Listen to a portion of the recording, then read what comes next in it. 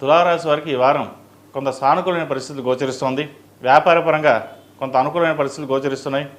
రావాల్సిన బెనిఫిట్స్ ఏవైతే ఉన్నాయో వస్తాయి.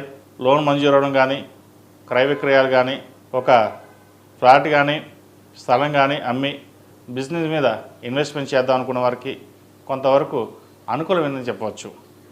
అదేవిధంగా ఉద్యోగంలో మార్పు కోసం ప్రయత్నం చేసేవారికి మంచి మార్పు ఉంటుంది. స్థాయికి మించిన మంచి ఉద్యోగం లభించే అవకాశం కూడా గోచరిస్తోంది. ప్రమోషన్ పరంగా కూడా బాగుంది. అయితే చిన్న ఇక్కడ ఇబ్బంది ఏంటి అంటే భాగ్యంలో గురువు కంబస్ట్ అయ్యారు.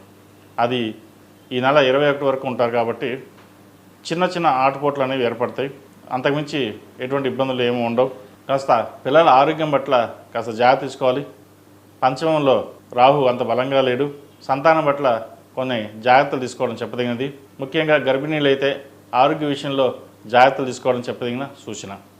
అదేవిధంగా ఏదైతే ఆరోగ్యపరంగా ఇబ్బందులు అయితే ఉన్నాయో వీరికి ఆరోగ్యం కుదుట పడుతుంది.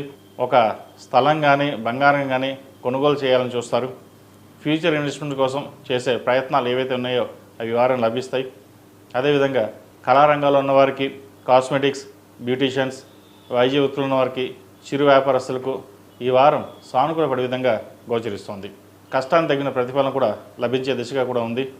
రావాల్సిన ధనం ఏదైతే ఉందో అది ఈ వారం చేతికి అందుతుంది. అయితే ఎంత ఉన్నా ఖర్చు ఎప్పుడు అధికంగానే ఉంటుంది అనే బాధ ఎక్కువ ఉంటుంది.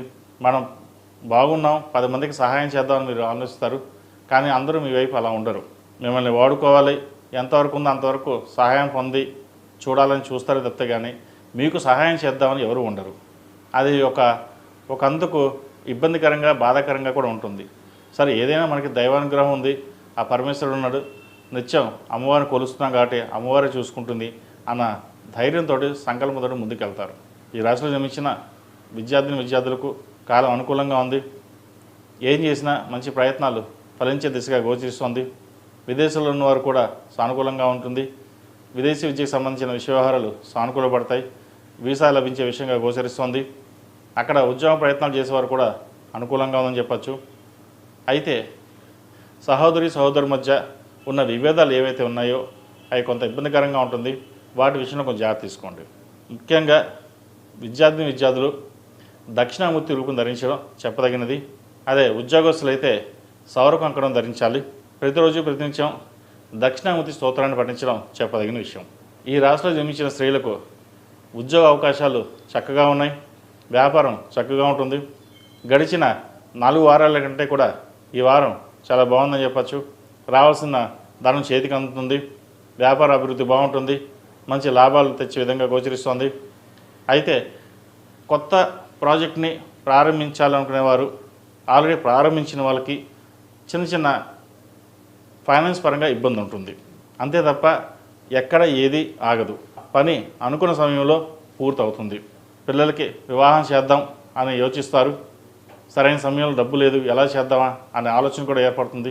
అయితే ఆ టైంకి వీళ్ళకి డబ్బు అందడం కూడా జరుగుతుందన్నమాట.